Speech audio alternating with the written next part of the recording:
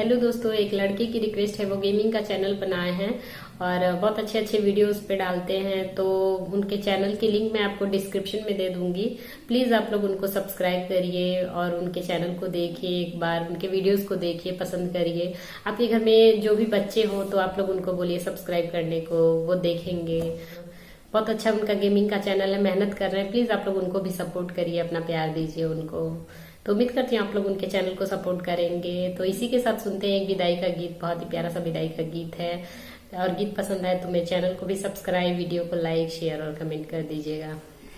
हाथ में सिन्हरवा हो बेटी खोई छवा, लिहलू हो जीरावा खोई छवा, लिहलू हो जीरावा।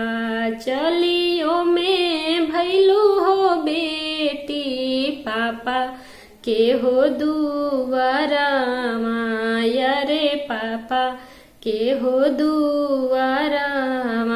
हाथ में सिन्हरवा हो बेटी खोई छवा, लिहलू हो जीरावा खोई छवा, लिहलू हो जीरावा।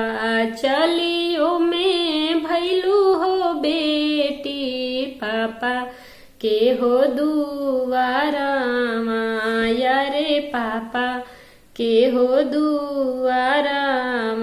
सूतल में रहनी हो बेटी, अरे उठा नी हो चिहाई के, अरे उठा नी हो चिहाई के। कवनी करनवा हो बेटी आई लूहो दुआरा माया रे आई लूहो दुआरा।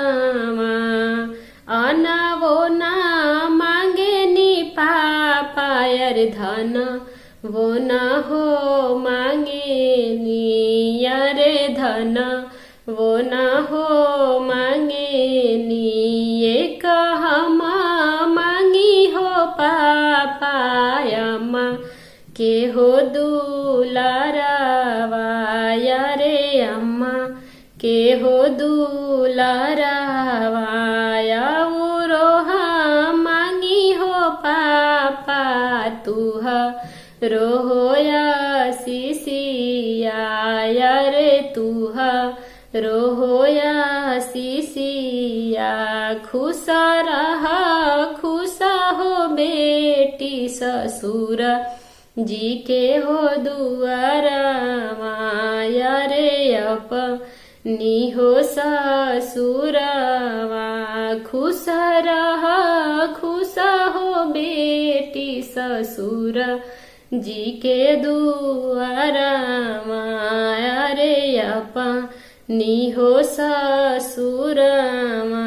फल फूला बढ़ा हो बेटी रहा गुला हो जरवा, रे रहा गुला हो जरवा। हरदम साथे रही हो बेटी अम्मा पापा के प्यारवा, रे अम्मा पापा के आशीषिया, रे अम्मा पापा के दुलारा।